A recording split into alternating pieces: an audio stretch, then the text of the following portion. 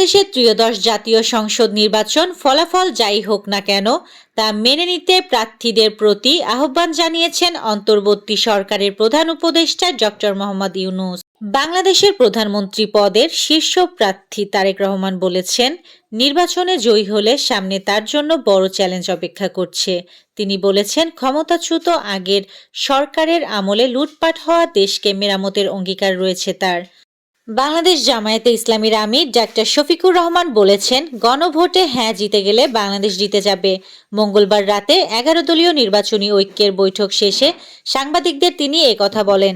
Doctor Shafiqur Rahman আরও বলেন, গণভোটে হ্যাঁ এর বিজয়ী হলে জুলাইয়ের আকাঙ্ক্ষা বাস্তবায়নের পথ খুলে যাবে। হ্যাঁ এর বিজয় হলে অতীতের নির্যাতন নিপীড়নের অবসান ঘটবে এবং তার ন্যায় সঙ্গত বিচার হবে। হ্যাঁ এর বিজয় হলে শহীদ শরীফ ওসমান হাদির পরিবার বিচার পাবে। আসন্ন জাতীয় সংসদ নির্বাচনে ঢাকা ৮ আসনে 11 দলীয় জোটের প্রার্থী নাসির উদ্দিন পাটোয়ারি। তিনি তার প্রতিদ্বন্দ্বীর চেয়ে 16% বেশি ভোট পেয়ে নির্বাচিত হবেন বলে জনমত জরিপে উঠে এসেছে। তার প্রতিদ্বন্দ্বী বিএনপি প্রার্থী মির্জা আব্বাস।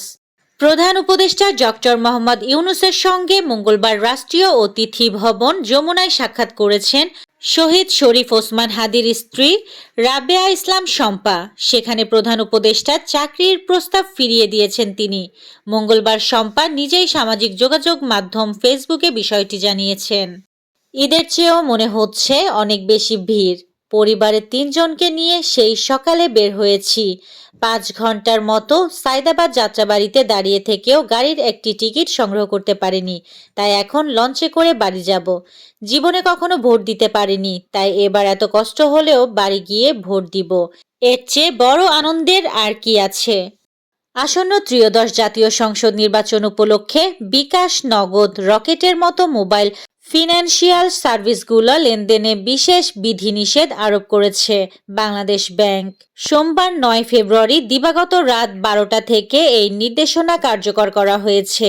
12 ফেব্রুয়ারি রাত 11টা 59 পর্যন্ত এই নির্দেশনা বলবৎ থাকবে।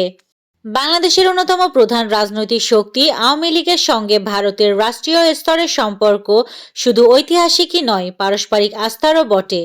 71-এ বাংলাদেশে মুক্তিযুদ্ধের সময় থেকে যে সম্পর্কের সূচনা, তা আজ অর্ধ শতাব্দী পরেও কম বেশি অটুট থেকেছে। এবার আমেরিকার সঙ্গে সমঝোতার লাভ রাতারাতি উধাও বস্ত্রের রফতানিতে। নয়াদিল্লিকে টেক্কা দিতে সস্তায় পণ্য পাঠাবে ঢাকা। রাইজিং স্টার নারী এশিয়া কাপের জন্য দল ঘোষণা এবার বাংলাদেশের। এবার বিসিবির 2 কোটি টাকার অনুদান ঢাবির ক্রীড়া উন্নয়নে। এই ছিল আজকের শীর্ষ সংবাদ। ছিলাম আমি ইয়াসমিন আক্তার, সুরমা টিভি 24।